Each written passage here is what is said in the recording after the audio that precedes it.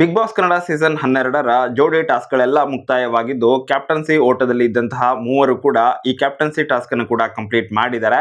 ಹಾಗೆಯೇ ಈ ಟಾಸ್ಕ್ ಮುಕ್ತಾಯವಾದ ನಂತರ ಯಾರು ವಿನ್ನರ್ ಆಗಿದ್ದಾರೆ, ಯಾರು ಬಿಗ್ ಬಾಸ್ ಕನ್ನಡ ಸೀಸನ್ 12ರ ಮೊಟ್ಟ ಮೊದಲ ಜೋಡಿ ಕ್ಯಾಪ್ಟನ್ಸ್ಗಳಾಗಿದ್ದಾರೆ ಅನ್ನೋದರ ಬಗ್ಗೆ ಈ ವಿಡಿಯೋದಲ್ಲಿ 100% ಪಕ್ಕಾ ಮಾಹಿತಿ ನಿಮಗೆ ಸಿಗುತ್ತೆ.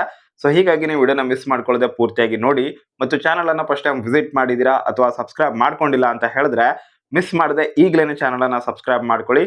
ಪಕ್ಕದಲ್ಲಿ ಒಂದು ನೋಟಿಫಿಕೇಶನ್ ಬೆಲ್ ಕೂಡ ಇರುತ್ತೆ, ಮಿಸ್ ಮಾಡಿದ್ರೆ ಅದರ ಮೇಲೆ ಕ್ಲಿಕ್ ಮಾಡಿ ಆಲ್ ಅಂತ ಸೆಟ್ ಮಾಡಿ. ಇದರಿಂದಾಗಿ ಇದೇ ರೀತಿ ಹೆಚ್ಚಿನ ವಿಡಿಯೋಸ್ಗಳನ್ನು ಅಪ್ಲೋಡ್ ಮಾಡಿದಾಗ ಮೊದಲು ನಿಮಗೆ ನೋಟಿಫಿಕೇಶನ್ ಬರುತ್ತೆ, ನೀವೇನೇ ಮೊದಲು ಆ ವಿಡಿಯೋನ ನೋಡಬಹುದು. ಈ ವಾರದಲ್ಲಿ ಬಿಗ್ ಬಾಸ್ ಮನೆಯಲ್ಲಿ ಜೋಡಿ ಟಾಸ್ಕ್ ಅಂತ ಕೊಟ್ಟಿದ್ರು ಮತ್ತು 6 ಜೋಡಿಗಳನ್ನ ಕ್ರಿಯೇಟ್ ಮಾಡಲಾಗಿತ್ತು. ಆ ಜೋಡಿಗಳು ಯಾರು ಅನ್ನೋದು ನಿಮ್ಗೆ ಗೊತ್ತೇ ಇದೆ. ಸೊ ಅದೇ ರೀತಿಯಾಗಿ ಮೊದಲನೇ ಟಾಸ್ಕ್ ಅಲ್ಲಿ ರಜತ್ ಹಾಗೆಯೇ ಚೈತ್ರ ಈ ಜೋಡಿ ಹೊರಗಡೆ ಹೋಗ್ತಾರೆ.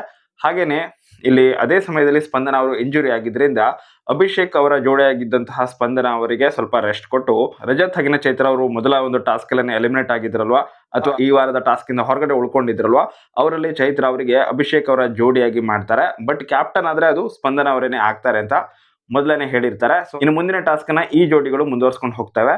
ಸೊ ಉಳಿದಿರುವಂತಹ 5 ಜೋಡಿಗಳು ನೆಕ್ಸ್ಟ್ ಟಾಸ್ಕ್ ಅನ್ನ ಆಡ್ತಾರೆ. ಮತ್ತೆ ಅಲ್ಲಿ ಸೂರಜ್ ಹಾಗೇನೆ ರಾಶಿಕಾ ಈ ಒಂದು ಜೋಡಿ ಹೊರಗಡೆ ಹೋಗ್ತಾರೆ. ಸೊ ಇವಾಗ ಉಳ್ಕೊಳ್ಳೋದು 4 ಜೋಡಿಗಳು. ಈ 4 ಜೋಡಿಗಳು ಕೂಡ ಮತ್ತೊಂದು ಟಾಸ್ಕ್ ಅನ್ನ ಆಡ್ಬೇಕಾಗಿರತ್ತೆ, ಅದು 3ನೇ ಟಾಸ್ಕ್ ಆಗಿರತ್ತೆ. ಈ ಟಾಸ್ಕ್ ಅಲ್ಲಿ ಯಾರೋ ಗೆದ್ದು ಒಬ್ಬರನ್ನ ರಿಮೂವ್ ಮಾಡೋದಲ್ಲ, ಟೋಟಲ್ ಆಗಿ 4 ಜನ ಕೂಡ ಗೇಮ್ ಅನ್ನ ಆಡ್ಬೇಕು.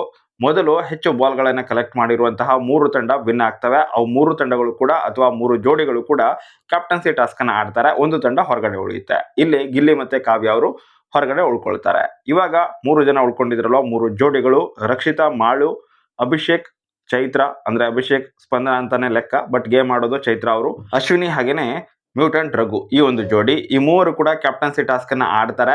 ಒಂದು ಬಾಕ್ಸ್ ಅಲ್ಲಿ ಮೇಲ್ ಸದಸ್ಯರು ಮಲ್ಕೊಂಡಿರ್ಬೇಕಾಗಿರುತ್ತೆ, ಹಾಗೇನೆ ಫಿಮೇಲ್ ಸದಸ್ಯರು ಆ ಬಾಕ್ಸ್ ನ ಲಾಕ್ ಗಳನ್ನ ಓಪನ್ ಮಾಡಬೇಕು. ಬಟ್ ಲಾಕ್ ಅನ್ನ ಡೈರೆಕ್ಟ್ ಆಗಿ ಓಪನ್ ಮಾಡೋದಕ್ಕೆ ಆಗೋದಿಲ್ಲ. ಕೆಲವೊಂದಿಷ್ಟು ಒಗಟುಗಳು ಅಥವಾ ಕೆಲವೊಂದಿಷ್ಟು ಪ್ರಶ್ನೆಗಳನ್ನ ಕೇಳ್ತಾರೆ, ಅದಕ್ಕೆ ಆನ್ಸರ್ ಅನ್ನ ಮಾಡಿದ್ರೆ ಮಾತ್ರನೇ ಅಲ್ಲಿ ಅದಕ್ಕೆ ಕೀಗಳು ಸಿಗ್ತಾ ಹೋಗ್ತವೆ, ಆ ಒಂದು ಬಾಕ್ಸ್ ಅನ್ನು ಓಪನ್ ಮಾಡ್ಲಿಕ್ಕೆ ಆಗತ್ತೆ.